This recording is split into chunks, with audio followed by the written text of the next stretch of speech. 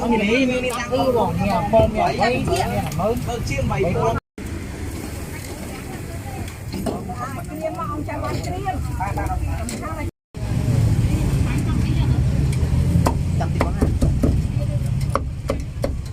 Thì cô bây giờ hết sơ giờ thì hết thì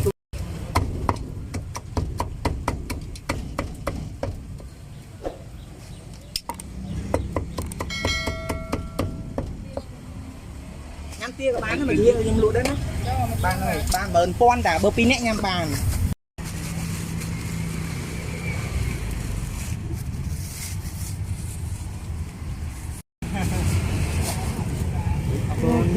giờ trên 18,000 here.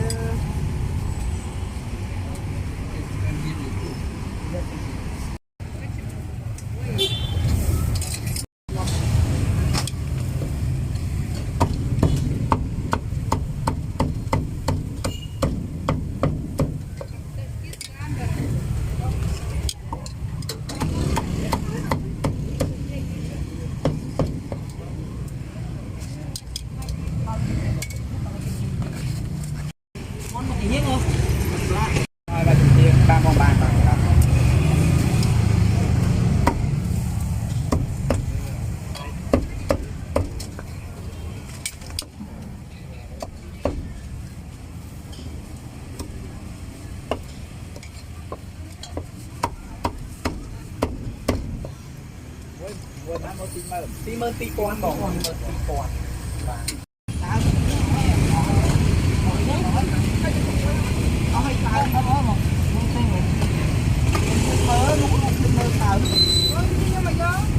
ta chỉ món nâng cái này ba con á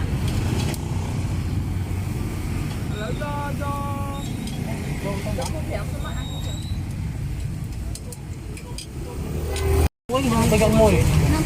bốn rưỡi bốn mùi nhưng mà hiện tại mà cha đấy cũng là nó tung lên hơn nó đi ăn tiền bánh vật chất hơn với con muối muối bốn con nhắm ăn mày mới đang quay con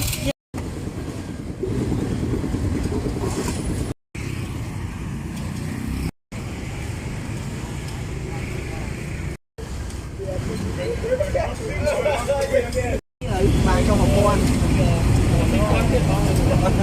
nhà bán con đang con đi đi muối cho bọc ba không ba thứ ba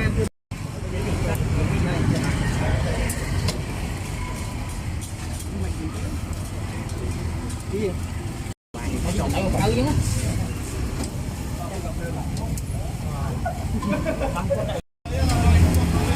một tiếng nó quy nhầm rồi 5 nắng rồi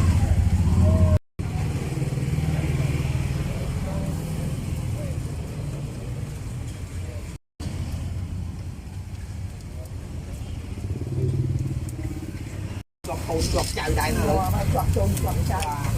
ba đi mà con nó ăn thì nó có một gram mất cream mất cream làm gì thế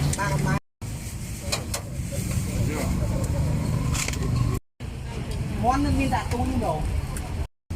tôi cho nó tiền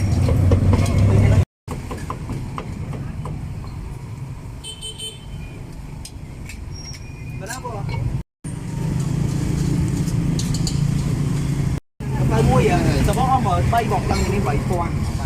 sushi và cho em ấy bán ngon nhau mà tôi miền này tại con miền nơi so mà vẹn hồi gì đang bay cho anh chẳng chơi kìa chơi tới thời gian trôi chứ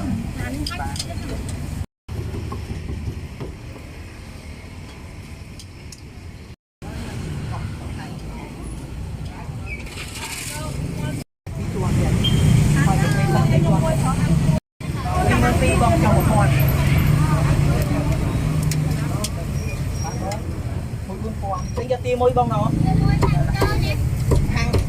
tiêu gì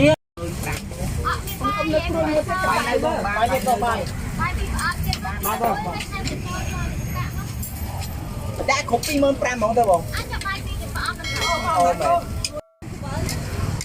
này nè ba con một con cáp hơi má chia cáp pi mơn pi bọn bài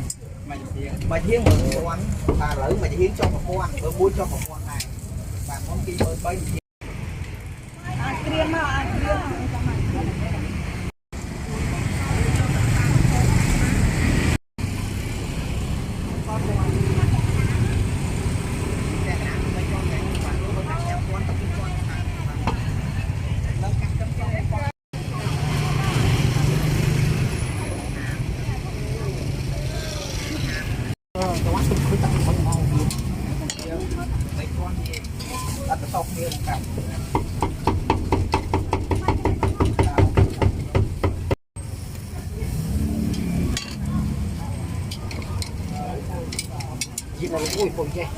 chia được hả?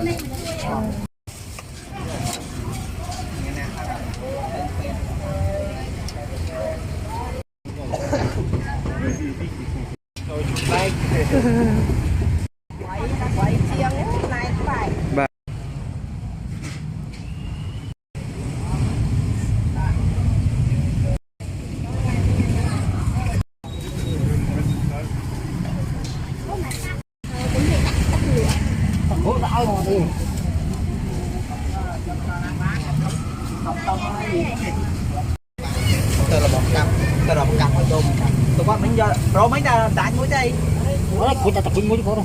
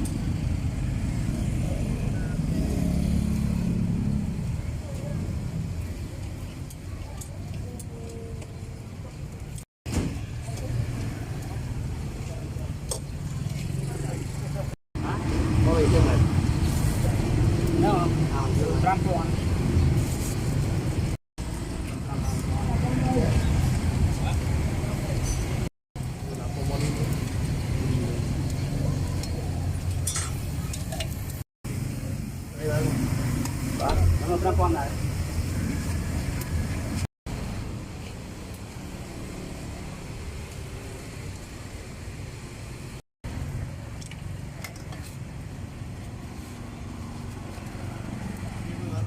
đó